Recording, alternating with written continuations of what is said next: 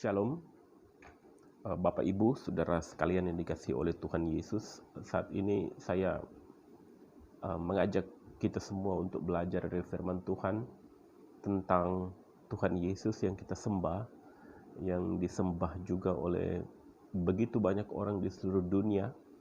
Miliar orang menyembah Dia sebagai dan menerima Dia sebagai Tuhan dan Juru Selamat dalam hidup mereka. Meskipun di luar sana ada begitu banyak orang yang menghina Dia, menista Dia, dan tidak mau mengakui Dia sebagai Tuhan dan Juru Selamat pribadi. Itu hak masing-masing Bapak Ibu Saudara, tapi saya tertarik untuk membahas ini oleh karena ada begitu banyak sekarang video di luar sana yang menyerang kekristenan baik secara langsung maupun secara halus, yaitu dengan membahas tentang Tuhan Yesus yang mereka sendiri tidak imani itu.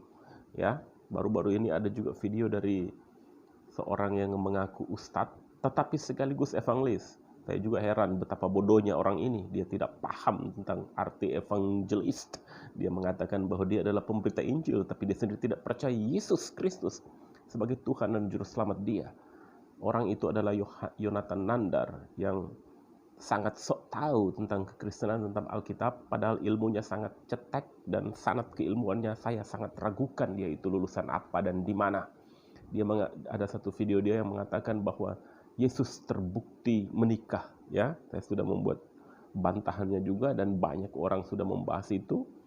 Ya, saya tidak ingin memperpanjang tentang hal itu karena itu hanyalah pendapat orang-orang yang sok tahu namun sebetulnya tidak tahu apa-apa.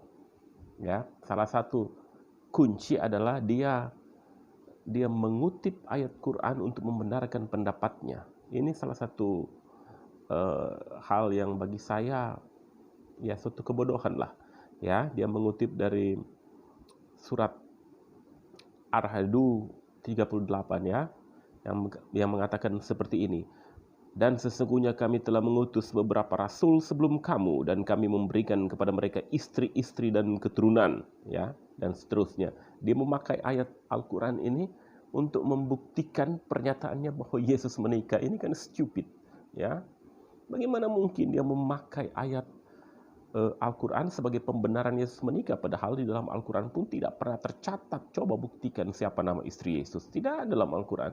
Dia mengutip ayat ini karena mengatakan bahwa beberapa rasul sebelum kamu, artinya sebelum Muhammad, ya, kami memberikan kepada mereka istri-istri dan keturunan. Pertanyaannya adalah apakah kepada semua rasul dan kepada semua nabi? Itu kan kata Al-Quran. Apa kata Alkitab? Tidak seperti itu, ya kan? Saya ingin Anda membaca dari kitab, ya, dari Alkitab, karena jangan jadikan untuk menilai Yesus tidak boleh rujukannya memakai Al-Quran. Kamu harus memakai apa yang dikatakan oleh Injil, seperti itu kan?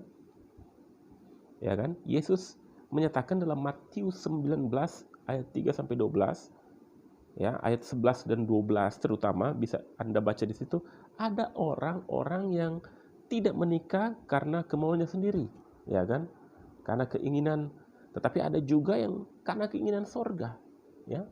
Ada yang menikah karena memang keinginan dia sendiri, ada yang tidak menikah karena keinginan dia sendiri, namun ada juga karena memang pekerjaan Allah harus nyatakan lewat orang itu. Jadi ada juga yang tidak menikah. Suku Essenes itu, suku Essenes tidak menikah. Makanya jangan heran kalau misalnya Paulus, ya kan, Yohanes Pembaptis tidak menikah. Jadi ada catatan sejarah maupun ayat-ayat Alkitab yang menyatakan bahwa memang tidak semua orang tidak harus menikah. Siapa bilang harus menikah? Bahwa rasul dan nabi itu harus menikah? Tidak ada seperti itu. Kalau kamu pakai ayat Al-Quran, ya iya silakan saja, tapi tidak seperti itu, ya.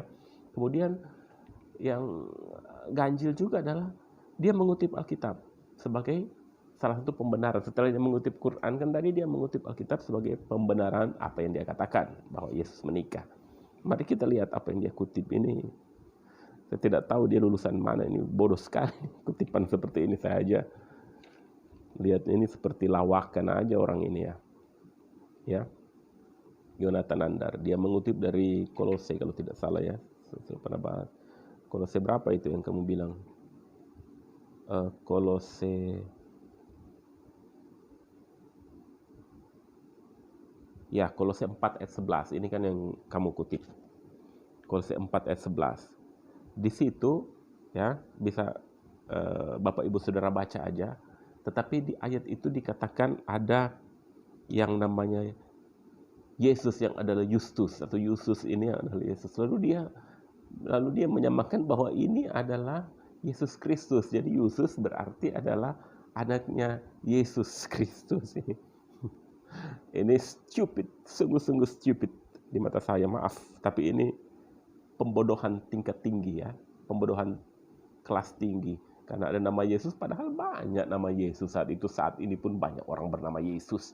Ya kan, di Amerika Latin, di Spanyol, di Kolombia, di Puerto Rico, banyak sekali orang bernama Yesus. Jesus, so what dengan nama itu? Tetapi apakah Yesus yang merujuk kepada Yesus Kristus ya? Lalu kamu kemudian bilang ini adalah anak Justus, anak Yesus. Dari mana pembelajaran itu? Tunjukkan ayatnya kepada saya, baik di Al-Quran maupun Alkitab. Adakah ayat yang menunjukkan bahwa Yesus ini adalah anak Yesus? Bagaimana mungkin? Ini impossible, baik secara Scientologist, secara ilmu pengetahuan maupun secara akal sehat maupun secara firman Tuhan, secara biblical. Tidak ada itu. Bagaimana bisa Yesus punya anak 4 tahun ya setelah dia mati. Kemudian maka dari itu saya ingin menegaskan sekali lagi bahwa teror-teror dalam tanda kutip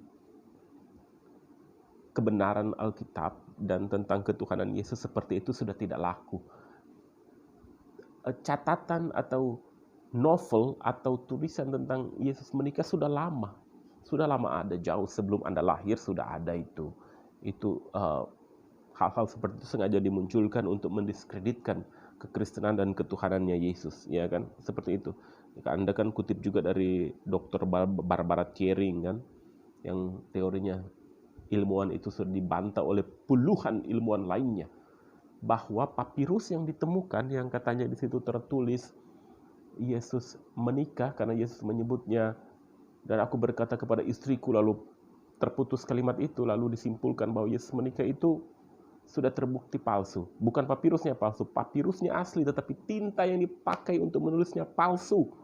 Tulisan-tulisan grammatical error dalam bahasa Ibrani mula-mula itu juga sudah terbukti bahwa memang disisipkan kalimat, ada kata-kata kalimat tertentu seperti itu disisipkan di atas papirus itu buatan tahun itu dekade sekarang baru dibuat, ya kan, tahun 2000-an lah baru itu disisipkan. Jadi para ahli-ahli lain sudah, baik ahli bahasa, ahli gramatikal, bahasa asli, penulisan kitab, maupun ahli-ahli sejarah sudah membuktikan bahwa itu palsu, dan orangnya sudah mengaku kok yang memalsukan itu, sudah ketahuan dia memang penipu dan pemalsu.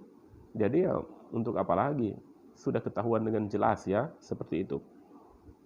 Jadi apalagi yang mau diragukan tentang ketuhanan Yesus setelah coba-coba diserang melalui bahwa Yesus menikah kan. Lalu kemudian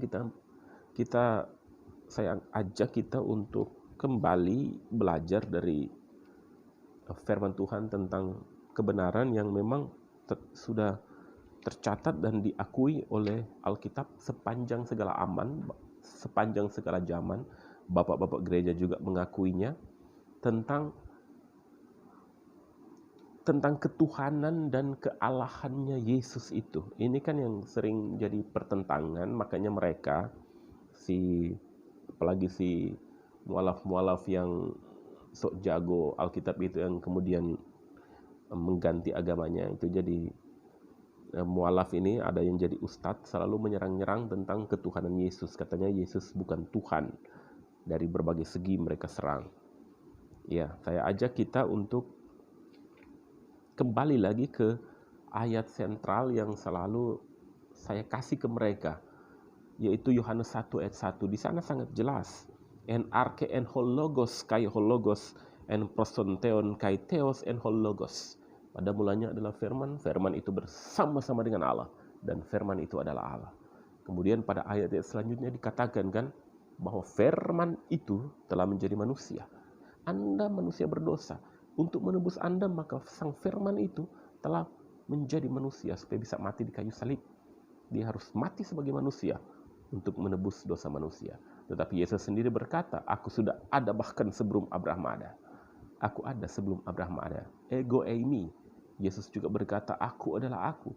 Perkataan yang sama yang diucapkan Allah dalam kitab Keluaran, ya kan? Ego eimi. Aku adalah aku.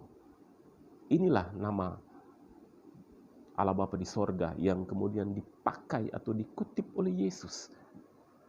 Atau kalau perjanjian lama disebut sebagai Yahweh. Aku adalah aku. I am is I am. Yesus mengatakan hal yang sama ini untuk menunjukkan bahwa dialah Tuhan atas segala. Dan tidak ada satu nama di bawah kolong langit ini yang olehnya manusia bisa beroleh selamat, termasuk kamu, Jonathan Nandar.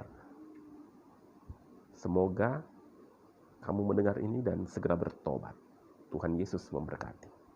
Jangan Anda cuma baca-baca ayat, comot ayat sana-sini lalu lempar ke publik, oh ayat ini bilang begini, padahal tidak sesuai konteks. Dia lagi bicara apa? Saya akan membacakan bagi saudara kutipan atau quotes dari seorang penulis Kristen Lebanon yang lama tinggal di Amerika yang bernama Khalil Gibran. Kita semua mungkin sudah tahu Khalil Gibran. Banyak menyangka dia Muslim, tapi dia adalah seorang seniman atau penulis Kristen. Dia berkata begini, Kula hila ha illallah wa la sa'inna illallah wa kun masihiyah. Yang artinya adalah begini, katakanlah bahwa tidak ada ilah lain selain Allah. Dan katakanlah bahwa tidak ada sesuatu pun kecuali Allah. Dan jadilah kamu pengikut Kristus. Dia mengamini. Dia punya buku yang namanya The Son of Man, anak manusia, yang mengamini bahwa Kristus itu adalah Allah itu sendiri. Segala keilahian Allah berdiam di dalam diri Yesus. Itu dapat kita baca dalam kitab Efesus.